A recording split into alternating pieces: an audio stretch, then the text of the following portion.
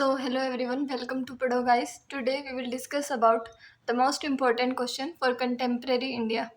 Okay सबसे पहला important question है कि आपको आरटी एक्ट जो 2009 के अंदर आया था उसको डिफाइन करना है यूनिट 1 से।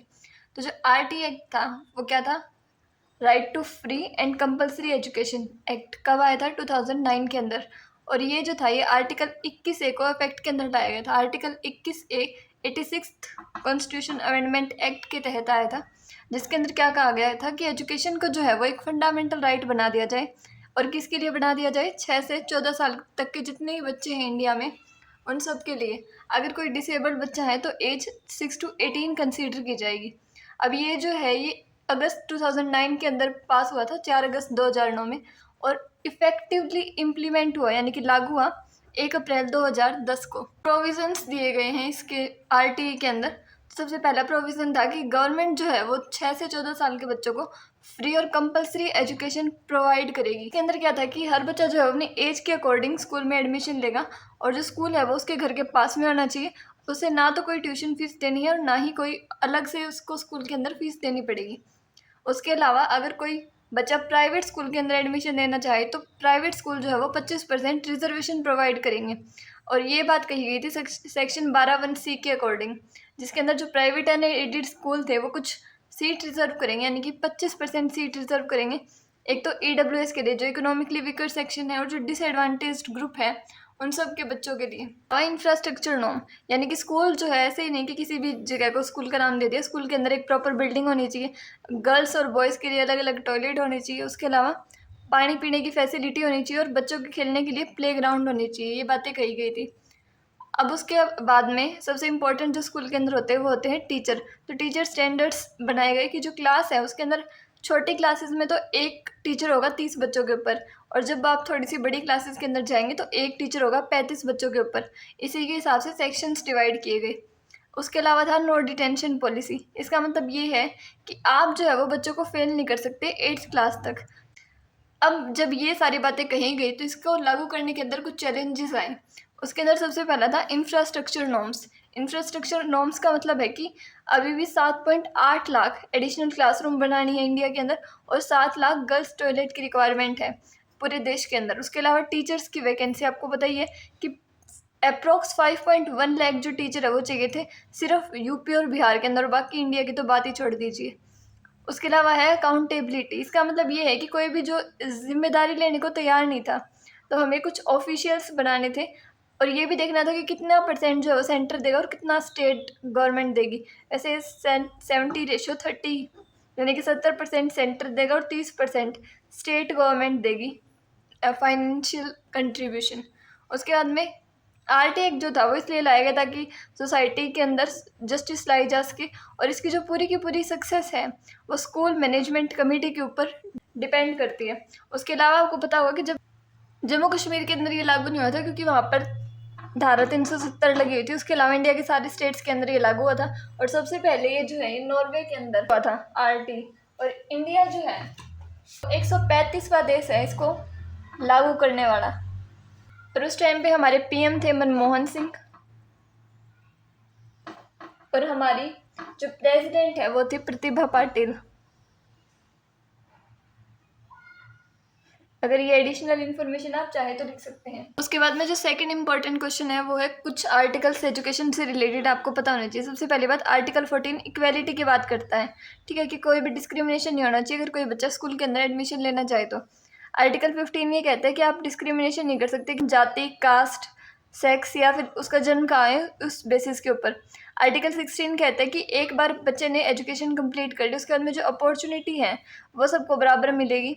आर्टिकल 21 से कहता है कि आपको एजुकेशन जो है वो फ्री और कंपलसरी राइट बनाना है। और कौन सा राइट? फंडामेंटल राइट 6 से 14 साल के सभी बच्चों के लिए। अब माइनॉरिटीज़ को प्रोटेक्ट करने के लिए भी कुछ राइट्स दिए गए। तो आर्टिकल 29 और 30 जो है वो माइनॉरिटीज़ को राइट देता है कि वो अपना खुद का एजुकेशनल इंस्टीट्यूट अगर चाहे तो बना सकते हैं। आर्टिकल 350 जो है वो माइनॉरिटीज़ को राइट देता है कि वो जो है अपनी मदर टंग के अंदर अपनी जो प्राइमरी एजुकेशन है उसको कंटिन्यू कर सकते हैं। और DPSP ये भी मोस्ट इम्पॉर्टेंट है, बहुत बार पूछ लिया जाता है।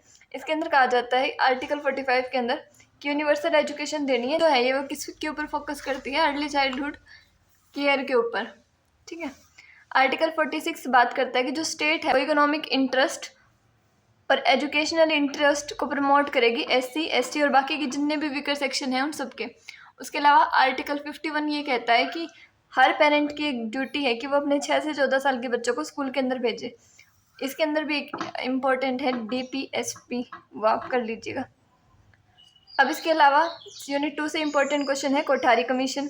कोठारी कमीशन जो था वो दौलत सिंह कोठारी ने DS कोठारी की अध्यक्षता में बनाया गया पहला एजुकेशन कमीशन था, जिसने जो है वो एजुकेशन सिस्टम के ऊपर बात की थी।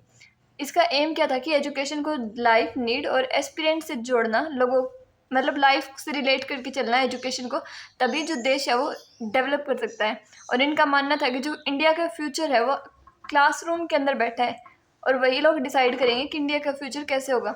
इसकी मेजर रिकमेंडेशंस क्या थी? एक तो था एजुकेशनल स्ट्रक्चर, मतलब 10+2+3 का सिस्टम लाया जाए स्कूल के अंदर, जो अभी भी चल रहा है। CSS कॉमन स्कूल सिस्टम, इसका मतलब ये था कि जो बच्चे हैं वो सभी एक साथ याद करेंगे ताकि एक एलिगटेरियन सोसाइटी बनाई जा सके, कोई भी डिफ्रेंशिएशन नहीं करना किसी भी बेसिस के ऊपर। 3 लैंग्वेज फार्मूला, 3 भाषाएं सिखाई जाएंगी, हिंदी, इंग्लिश, उसके अलावा इंग्लिश एक इंटरनेशनल लैंग्वेज होगी, उसके अलावा एक रीजनल लैंग्वेज, ताकि जो गैप है बड़े और कॉमन लोगों के बीच का उसको हटाया जा सके।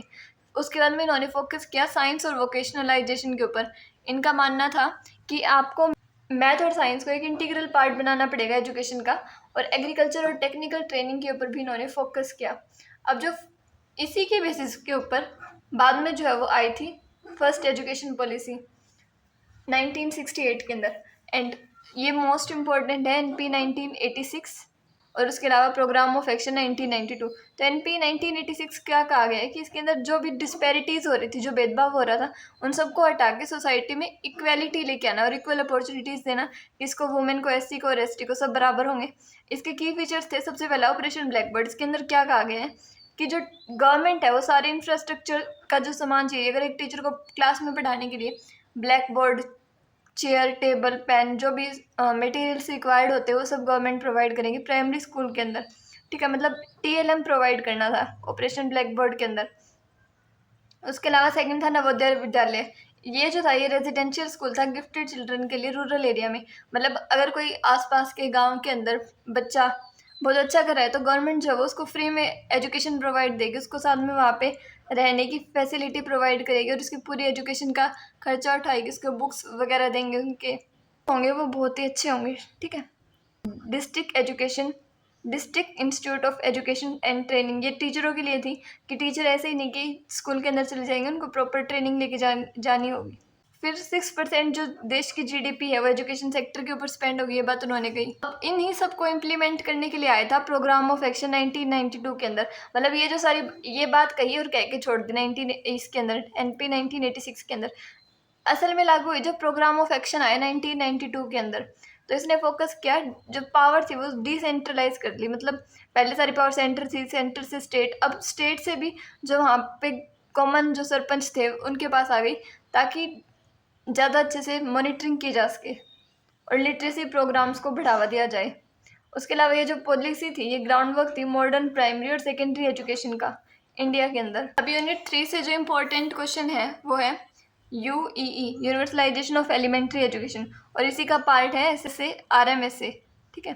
UEE, universalisation of elementary education, ये जो थी ये इसका मानना था कि हर बच्चे को एजुकेशन मिले 14 साल के बच्चे तक। और ये सिर्फ ये नहीं है कि बच्चा एक तो स्कूल के अंदर आना चाहिए, एक्सेस करेगा, फिर एनरोलमेंट हो उसके, फिर वो वहाँ पर रहे भी और क्वालिटी एजुकेशन भी ले, यानी कि बच्चे के पास स्कूल हो ताकि वो स्कूल में जाके वहाँ पर एडमिशन ले सके, वहाँ पर रह सके और वहाँ पे जो है वो क्वालिटी एजुकेशन अचीव कर सके।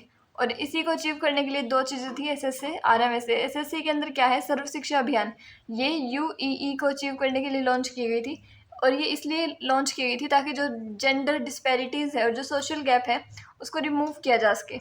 उसके अलावा इसके अंदर बच्चों को फ्री किताबें, यूनिफॉर्म और बाकी के जो टीचर है एडिशनल टीचर्स उनकी रिक्रूटमेंट की बात की गई है। जबकि RMSA रमसा के अंदर क्या है, ये 2009 में लॉन्च हुई थी।